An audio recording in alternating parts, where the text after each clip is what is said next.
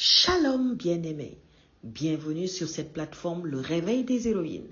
Que la grâce et la faveur de l'Éternel te localisent là où tu es. Que le Saint-Esprit te fasse du bien. Nous sommes jeudi et comme chaque jeudi, nous parlons sur le mariage et le célibat. Jeudi TCM, tout sur le célibat et le mariage. Alléluia. Je vais rappeler à une héroïne, je vais rappeler à un enfant de Dieu, à un bien-aimé, notre thème de l'année, notre parole de l'année, notre part de bénédiction de l'année, notre aimant pour l'année 2025. 2025, année de revêtement divin et de révélation.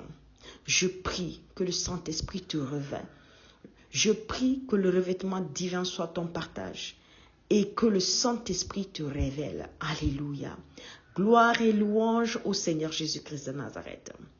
Aujourd'hui, notre thème est « À l'image de Ruth, marche dans l'obéissance ».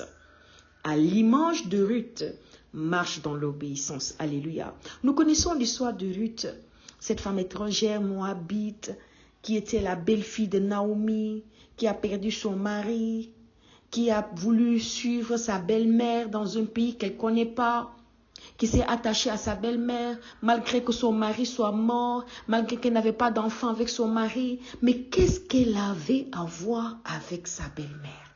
Mais qu'est-ce qui pouvait encore la retenir dans cette maison? Elle était encore jeune, elle pouvait aller se remarier avec quelqu'un d'autre et fonder une famille. Mais qu'est-ce qui retenait Ruth auprès de sa belle-mère? Qu'est-ce qui faisait que Ruth était attachée à Naomi? C'est un mystère.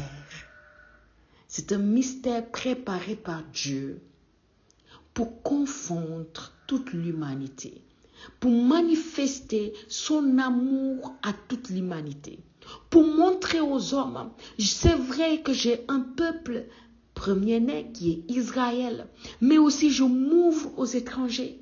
Et voici Ruth était celle que Dieu avait choisie pour propager l'amour de Dieu à travers Jésus-Christ de Nazareth partout dans le monde entier. Ruth, une femme extraordinaire. Voici que Ruth va arriver au pays de sa belle-mère. Voici que Ruth sera une étrangère parmi tant d'autochtones. Et Ruth ne s'est pas sentie dépaysée. Et Ruth ne s'est pas sentie mise à l'écart. Et Ruth ne s'est pas sentie étrangère. Au contraire, elle s'est considérée comme un enfant auprès de Naomi.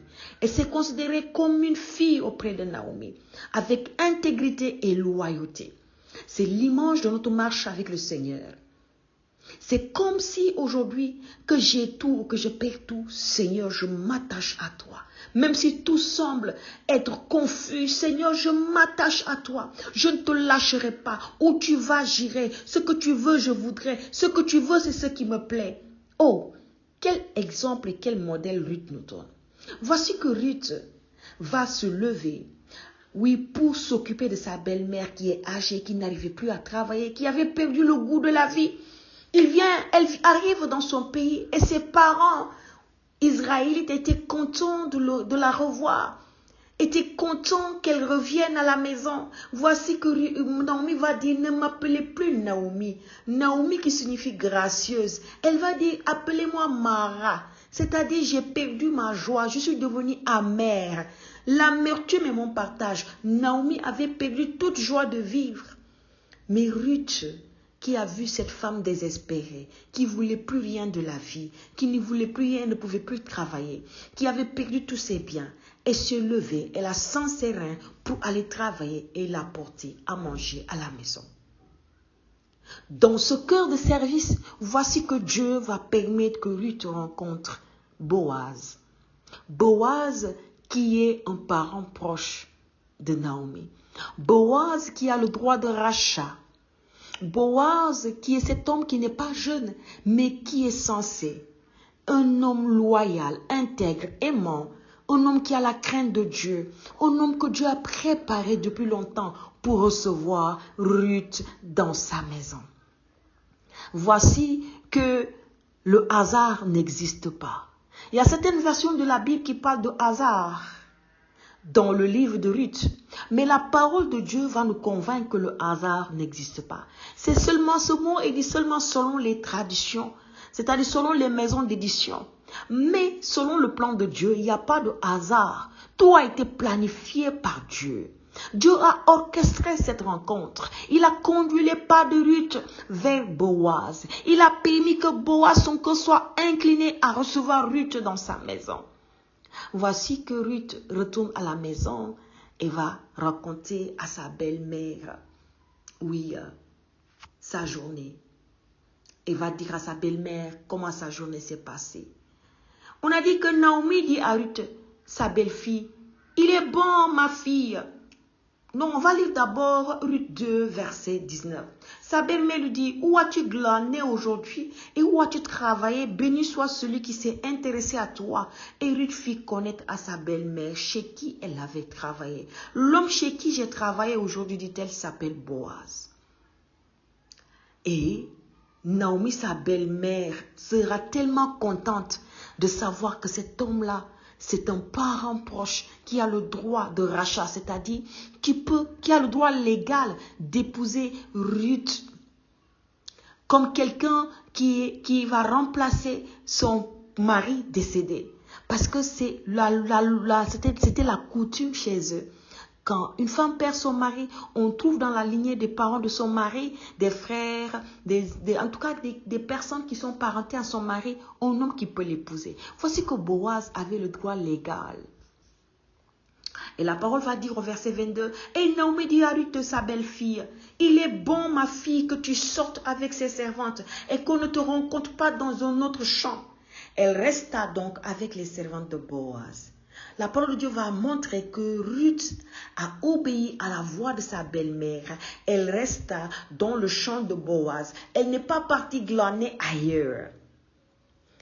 Pour glaner jusqu'à la fin de la moisson des orgues et de la moisson du froment, elle demeurait avec sa belle-mère. Alléluia. La parole est en train de nous montrer que Naomi, qui connaît Boaz, et qui sait que par Boaz, Ruth peut retrouver encore le titre de femme mariée. Ruth peut retrouver encore, une occasion, un privilège de devenir mère. Ruth peut avoir ce privilège par le mariage, par ce lien sacré qui est Boaz, un parent à son mari décédé. Écoute, Ruth n'a pas désobéi. Et pourtant, il y avait plusieurs champs.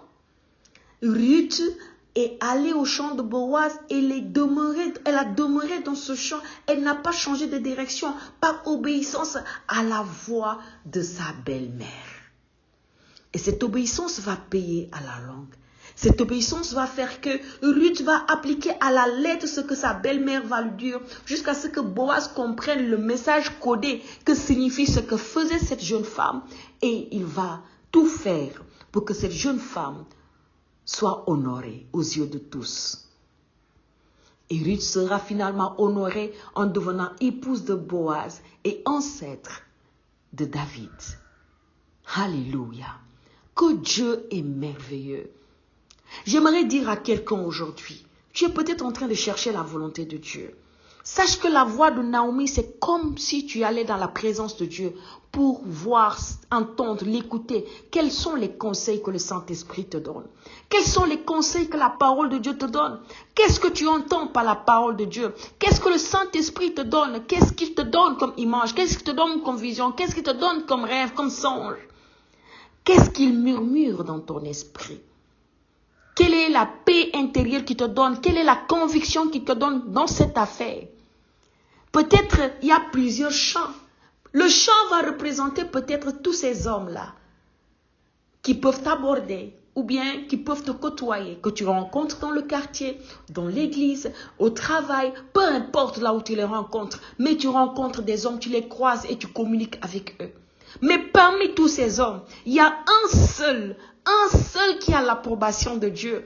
Un seul qui a l'approbation de Dieu. Et pour le savoir, il faut aller dans le lieu secret. Tel que Ruth est venue se confier à sa belle-mère Naomi. Quand sa belle-mère lui parlait, elle a ouvert son cœur et lui a parlé franchement toute vérité. Voici ce qui s'est passé. Est-ce que nous avons cette relation franche avec notre Dieu, avec le Saint-Esprit, en lui disant ce qu'on a dans le cœur? Voici,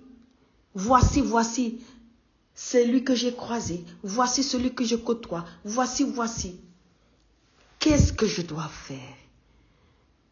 Et dans un esprit de prière, nous demeurons patients pour écouter ce que Dieu veut qu'on fasse. On ne se précipite pas tout simplement parce qu'on est à un âge où toutes nos copines sont mariées sauf nous. On ne se précipite pas parce qu'on voit notre âge avancer. On ne se précipite pas parce qu'il y a une pression sociale. Non. On demande à Dieu, qu'est-ce que tu veux? Et quand Dieu te montre sa volonté, arme-toi de courage comme Ruth s'est armée de courage. Ne recule devant rien et va arracher ta bénédiction.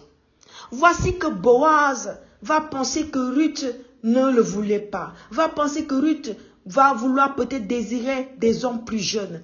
Mais voici que Ruth va venir au pied de Boaz, tel que sa belle-mère lui a dit. Je me tiens à tes pieds et je découvre tes chaussures. Ce qui signifie quelque chose de mystérieux concernant le mariage et les relations entre hommes et femmes. Elle est demeurée dans la sanctification sans trahir, la parole que sa belle-mère lui a dit. Ruth est demeurée fidèle. Écoute-moi bien, chère héroïne, je suis en train de parler à quelqu'un. Ne désespère pas. N'accepte pas que la confusion soit ton partage dans le choix du conjoint. Mais cherche la face de Dieu et obéis à la voix de Dieu. Parce que Dieu sait qui est bon pour toi. Ne regarde pas ce qui frappe aux yeux. Ne juge pas selon l'apparence. Parce que Ruth pouvait se dire, celui-là est trop comme ça. Moi, je suis comme ça. Non.